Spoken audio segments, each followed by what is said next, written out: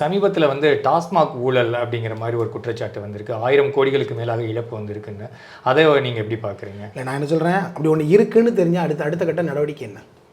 டாஸ்மாகில் ஊழல் நடந்துட்டு தான் இருக்குது. ஊழல் பல விஷயங்களும் நடக்குது. எனக்கு டாஸ்மாகில் எக்ஸாக்டாக என்ன நடந்துச்சு என்பது எனக்கு வந்து தெரியாது. ஏன்னா இதை வந்து அமலாக்கத்துறை இடி வந்து ஒரு நோட்டீஸ் மூலமாக நோட்டீஸ் மட்டும் விட்டுட்டு இருந்தால் எல்லாரும் தான் கேட்குறாங்க. நோட்டீஸ் மட்டும் விட்டுட்டு இருந்தால் என்ன செய்யணும்? அடுத்த கட்ட நடவடிக்கை என்ன? இப்படி தான் எல்லா விஷயத்திலும் நோட்டீஸ் விடுறீங்களா? நோட்டீஸ் விட்டுட்டு அமைதியாக பார்த்துட்டு இருக்கீங்களா?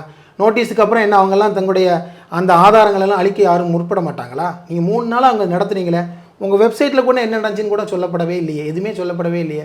நான் சொல்கிறேன், இது ஒரு ஆடுபுலி ஆட்டம் நடந்துட்டு. அந்த ஆடுபுலி ஆட்டம் திமுகவுக்கும் அரசுக்கும் அல்லது வந்து பாஜகவிற்கு நடந்தது ஏதோ ஒரு ஆடுபுலி ஆட்டம். இவர் ஒன்று நகர்த்துனா இவர் ஒன்று நகர்த்துவார், அப்புறம் இவர் ஒன்று நகர்த்துவார், அவரும் நகர்த்துவார்னு சொல்லி நகர்த்திட்டே இருக்கணும்.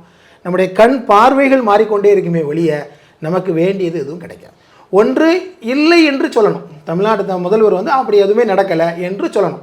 ஆனால் உடனே அவர் வந்து ஒன்றிய அரசினுடைய சில நடவடிக்கைகளை பட்ஜெட்டில் கூட அப்படின்னு போட்ட உடனே ரூன்னு போடணும், அது வேறு ஒரு விஷயம். அந்த தமிழ்நாட்டுடைய நான் ரூன்னு போடணுமா, ஆர்எஸ்ன்னு போடணுமா நான் முடிவு பண்ணுவேன். அதை சொல்வதற்கு நிர்மலா சீதாராமனுக்கு எந்த தகுதியும் இல்லை. தமிழ் மொழியை மிக மோசமாக இழிவுபடுத்துகிற உங்களுக்கு தமிழ்நாட்டில் எந்த இடமும் இல்லை, அது வேறு ஒரு விஷயம். ஆனால் அதுவே தீர்வாகாது. ரூன்னு போட்டோன்னே கையில் ரூபா வந்துடுமா?